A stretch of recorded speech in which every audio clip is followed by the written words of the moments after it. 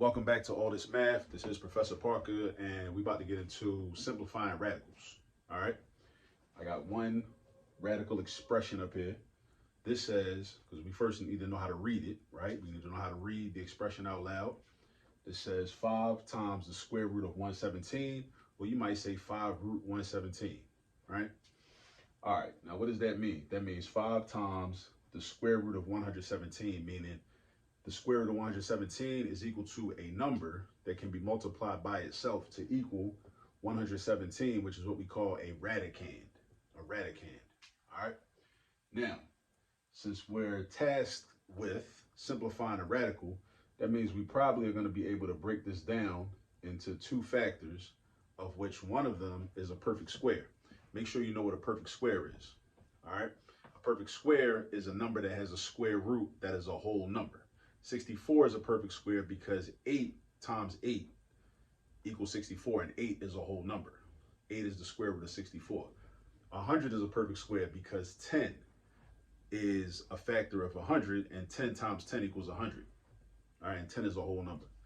Now, this is a little tricky though, because when the average person sees 117, you probably look at 117 and think it's a prime number. Now, what's a prime number? A prime number is a number that only got two factors, 1 and itself, right? Like even me, I've been doing this for a long time. Even when I see the number 117, I'm like, yo, that look prime. Like, you know what I'm saying? Like, what am I supposed to do with that? But what you got to do is you got to break it down. Now, this is one of the strategies that I use. I would first subtract. This is kind of like what you would call the partial quotients method, right? We're going to take this number, this radicand, and break it down into two parts by, separating the numbers or subtracting part of it away and see what you're left with. So what I would do is this. I'm first going to subtract 7 from 117. I'm going to have 110. 110 and 7. And then I'm saying, okay, well, do 110 and 7 have a common factor besides 1? They don't. That means they're co-prime or relatively prime. I know I'm throwing a lot of vocabulary at you, but don't worry about it. It's cool. It's all good. If something don't make sense, just hit the pause button. Use the technology to your advantage. Hit the pause button, run it back. All right? But anyway, I'm subtracting 7, and I'm going to have 110 and 7. 7 is a prime number, and I know 7 is not a factor of 110. So what if I subtract 17? Now I got 117, right? 117, 17 is another prime number, and 117 don't share a common factor. Now, what I'm doing right now is just basically trial and error.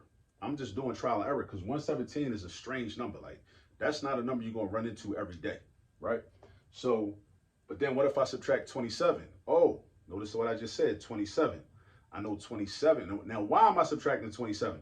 Because I'm trying to end up with numbers that end in 0. So that's why I subtracted 7, and I got 110 and 7. And then I subtracted 17, I got 117. Now I'm subtracting 27 because that's going to give me 90 and 27. Now, check out what happens when you got 90 and 27, right? So if I got 90 and 27, think about what common factors 90 and 27 have. I know they got 9 as a common factor. They got 3 as a common factor. The greatest common factor between these two is 9, right? Because what's 90 divided by 9? 90 divided by 9 is going to give you 10. 27 divided by 9 is going to give you 3. So that means that if I broke 117 down into, now watch carefully, right? Watch carefully listen carefully as I explain this, right? If I break 117 down into 90 plus 27, and I divide each of these numbers by the same number, the sum of these two quotients should equal to what I would get if I divided this number by that number, which is 9. So look, dig it. I'm doing 90 divided by 9, I get 10. I'm doing 27 divided by 9, I get 3. What's 10 plus 3? 13. So what does that mean? That means that if I just did 117 divided by 9, I would have got 13. If you don't believe me, grab a calculator. Grab a calculator, do 117 divided by 13 in your calculator right now. I promise you, it's going to equal 9. Your quotient is going to be 9. All right? Now, how would I do this? What if I was trying to check my own work and do some mental math? I would say 13 times 9. I would break the 13 down into 10 and 3 because I don't have all my 13 multiplication facts memorized. I should, but I don't, right? But it's never too late, right? I know up to 144. I know up to 12 times 12, definitely. And I know a bunch of other random ones. But anyway, 10 times 9 is 90. 3 times 9 is 27. Isn't this the opposite of what I just did here? Divided each of these 90 and 27 by 9. And I got 10 and 3, 10 and 3, 10 and 3, 10 and 3, right?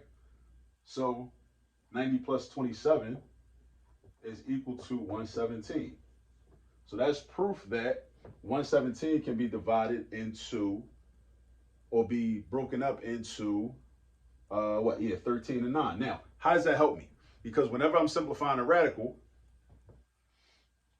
and the radicand is not already a perfect square, I need two factors. I need to break it down into two factors. One of them needs to be a perfect square. 9 is a perfect square. We like 9. 9 is a perfect square. All right, so this is what we're going to have. We're going to have 5 still on the outside. And we're going to have 13 times 9. Does it matter that I wrote the 13 first and the 9 second? No. If you want to write 9 first and 13 second, that's cool too, because of the commutative property. The commutative property says that when you switch the order around in multiplication, your product is going to be the same. It's not the same situation exactly, but the product is going to be the same. All right, so now what happens with this 13? Nothing, because 13 is not a perfect square. 13 can't come out. What happens with the 9? The 9 comes out and turns into a 3, right? So now I got 5 times 3. 5 and 3 on the outside. What happens when you do 5 times 3? You get 15. You get 15. You don't write 53. You don't do 5 plus 3. You don't do 5 minus 3. You don't do 5 divided by 3. You do 5 times 3. The 9 came out and it was going to be multiplied. The square root of 9 comes out and it's going to be multiplied by the radical. But the 5 is already there being multiplied by the radical. So you know what? Multiply the 5 and the 3 together. 5 times 3 is 15. Make sure you know your multiplication facts. So now we got 15 times the square root of 13. Now there's nothing else we could do. How do I know there's nothing else we could do? Because 13 is not a perfect square and 13 is a prime number, so it definitely doesn't have any factors besides 1. Besides 1, we don't care about 1 as a factor, right? But 13 doesn't have any factors besides 1 that can be used to decompose or break this down. So this is our final answer.